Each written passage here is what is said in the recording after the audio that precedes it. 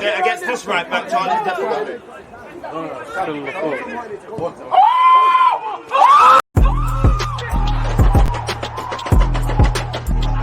There's always just that active red line defending. I think it's like.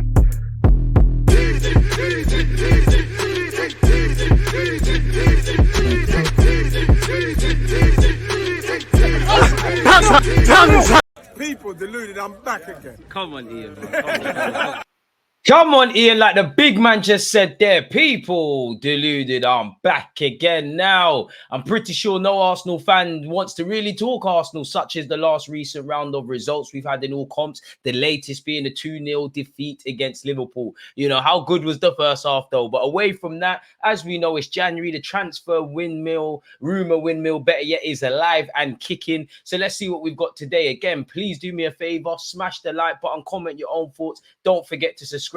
And a big thank you in advance. Now, we know central midfield, amongst other things, you know, I'd say in the last recent round of fixtures, striker is what we need. We need someone who is going to bag. In fact, completely off topic.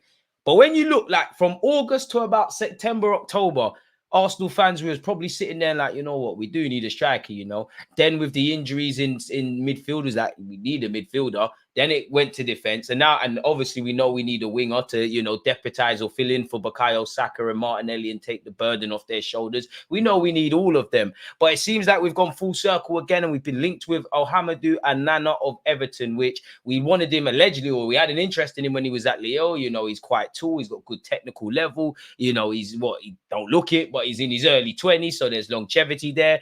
Everton are trying to achieve whatever they're trying to achieve. He's one of their best players. He's going to cost a pretty penny, and we know that we're working with a tight budget due to FFP people. But for what it's worth, reports out of Belgium, etc., and even some people are saying his agent is in London. Now, his agent could be in London fueling the rumors to Arsenal. It could be legitimate that he's going to, you know, he's in talks with Arsenal. Normally, I don't know his agent, but I'd imagine he's got several clients. How do we know he's not in London to talk about completely another player to Arsenal or another club? And how do you know he's not doing a bit of shopping? You know, being an agent must pay well. But yeah, I would take Onana at the carpet. I must admit, it's probably a bit recency biased. Again, I still think a winger or someone that can play out wide as well as, you know, on the left and the right. I still think a couple of defenders. I think a couple of midfielders. I think they're all of equal importance. But considering the fact that Edu and Arteta were central midfielders, and when you look in our midfield, there's more questions than answers. Like, clearly, we need a striker. Clearly. But in general, you know, Eddie could be sold for a profit or just stay on the peripheral things.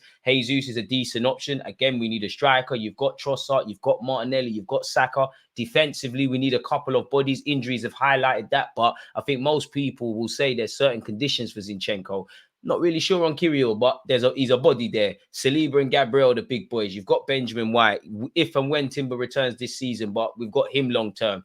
So I think, you know, I'm not saying we can't improve or there's not question marks, but the defensive and the final third, there's some decent options. The midfield, for me, there's more questions than answers. Thomas Partey is a quality player. With his injury concerns, with his lack of minutes, with his age, with his contract winding down, we don't know how long he's going to be at the club. There's certain games and conditions for Jorginho, but for every game he bosses, there's games that highlight his frailties. I like El Nene, but he's over there in the AFCON and he really shouldn't be at the club if we're trying to be serious. Kai Havertz has quote-unquote found his feet in the 8 role, but there's still question marks there. I think we need another number 6 to deputize or play with Declan Rice if needed. I think we need a number 8 that wants the ball and can, you know, kind of thread the needle of the pass and dictate the tempo. I do think, you know, Martinelli would look a lot better if he had that. Obviously, there's things in Martinelli's game he needs to address off his own back. So I'd be open to Onana for what it's worth. I don't know if this is realistic or if it's Arsenal's first choice or whatever have you. But allegedly, Arsenal intend to make a push to sign Onana and are considering making an offer to Everton for the player. Now, making an offer and pushing doesn't necessarily mean you're going to sign the player. It's a we tried thing, really. You know, whether you look at Zubamendi's got a release clause, but so it's a bit different. You probably hoping he wants to leave Sociedad, but that's a myth. But whether it's the Pedro Netos, the Douglas Luizes, the Ivan Tonys, the Onanas, anyone kind of playing quote-unquote Premier League football and a key player to their team, you've got to pay an inconvenience fee. No one wants to let these players go. They're all trying to, like Arsenal, achieve what they're trying to achieve for the season, really. Again, as I said, multiple reports are saying we're going in for Onana. This was here during the summer and it was there before. Arsenal are interested in Onana, but Everton are not letting the sought-after midfielder go. The English club wants no less than £60 million.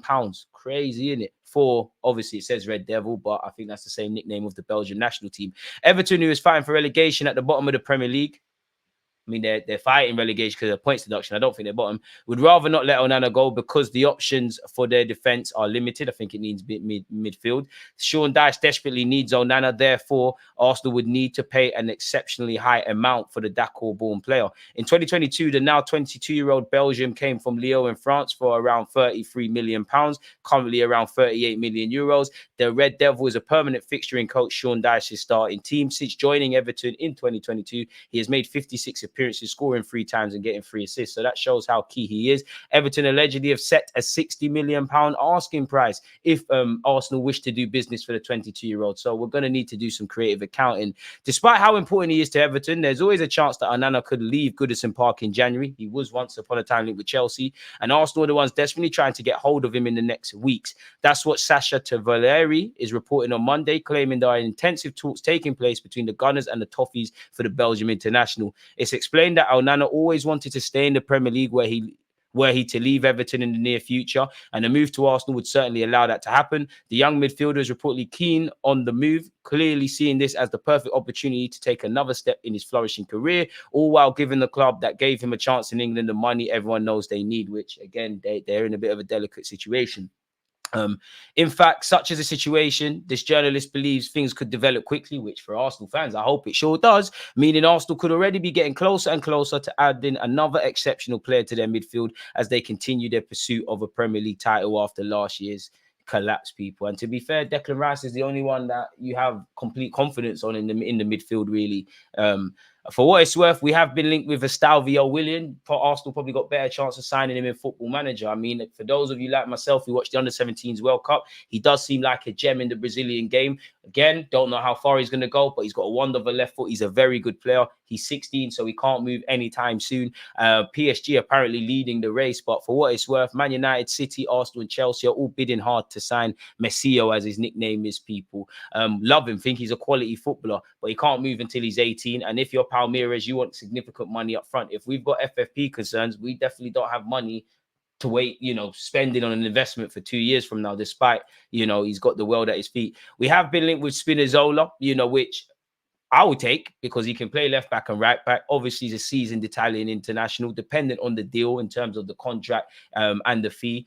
We need bodies. Apparently, Spinnazola has ended up on the transfer target list at Arsenal and Aston Villa, as per reports from Italy. As I always say, I look at reports out of Italy with a pinch of salt. The left back has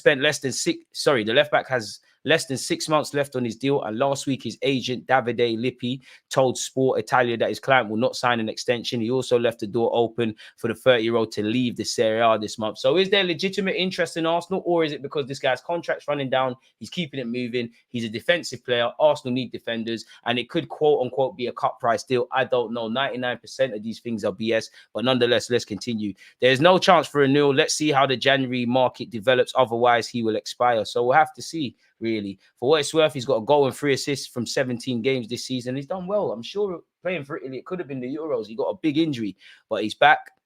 Obviously, a bit like us, Aston Villa, probably exaggerated on the left-hand side, have injuries, so that might be that. Reece Nelson has vowed to keep pushing for more first-team opportunities. He said, I've said this before, but Arsenal is my club since I was 8 years old. Of course, I want to be playing much more than I am right now. It's good to be coming off the bench, but I want to be starting. I feel like I'm proving myself every day in training. So with this momentum, I want to go and keep playing more. Sort your decision making out, but I definitely think he was one of the better players against Liverpool. And with Martinelli and Saka and all these guys form, Arteta's got to trust his squad. Why else are they there, really and truly? I signed my contract. I am here now, and I've just got to prove to the boss that I deserve more minutes. Like I said, when I get chances to play, I can prove myself and show everyone what I can do. Despite that, though, you've got 87 minutes at this moment in time. It's a chance for us all to put all the games behind us that we've had. We've lost 3 on the bounce, and it's not the best situation. But now we can regroup, go back to the drawing board, and come back fighting for Palace. It is really good because there's a chance for the boys to just get together every day. You're not in an environment where it's just training. We can go on activities and go out.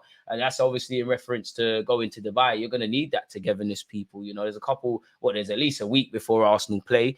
I think our last couple of games are towards the end of January. I think we got Nottingham Forest last game in January. January, and Crystal Palace next in the Premier League, where we ain't done too good in the London derbies. A lot of the boys are bringing their families out as well, so it's a chance to meet people's family. It's nice to be in the heat, training, good weather, and it's good for us. And hopefully that galvanizes the troops, people. Now, in terms of the loan market and potentially exploiting it, Arsenal haven't been linked with Mukele, but could this be an option for Arsenal to explore if it can be done on loan? Can play in a couple of defensive areas.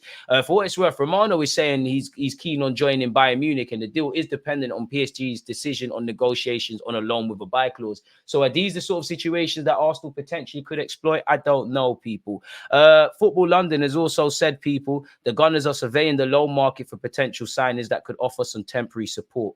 So we'll have to see what that's saying. Once again, we've been linked with Solanke. Arsenal named their price for Eddie Nketiah as they push to sign replacement first. For what it's worth, he has been linked with Brentford and also Crystal Palace. Allegedly, we've set a 30 million asking price on Eddie Nketiah, and apparently we're looking at Brentford's Ivan Toney, which we've heard a million times, and also Dominic Solanke, which I can't imagine either club in Brentford and Bournemouth are going to let them go anytime soon, people. For what it's worth. I mean, Solanke's having a great season. What's that, 12 in the Prem? You know, is that a purple patch or is he here to stay? That's his most goals in a single campaign to date, really and truly. So we'll have to look at that. I do think Arsenal are in that weird situation where we can't sell before we buy. We can't buy before we sell. Have we managed the budget in the right way? Can we address all the areas we need to in the squad? What would be the priority for Mikel Arteta? Would it be defense, midfield, out wide, or wherever? I don't know. You know, are we open to letting Nketiah, Nelson, Ramsdale, Emil Smith-Rowe potentially leave either permanently or collect some loan fees? I don't know. This seems like something for the summer. So we'll have to see. Let me know your thoughts on everything we've discussed, people. Any other news and talking points and rumors, you can rest assured, you know, your boy will be quick to get the vids out and things. Appreciative to those of you who have been supporting my content on a regular basis. If you're new here, don't forget to subscribe. Don't forget to smash the like button, people. And yeah, I'll catch you lot in a bit. But for now, stay safe, stay blessed. One love for listening. Don't get away without hitting the like button and let me know your thoughts. Safe. There's always just that active red flag, defending. I think it's like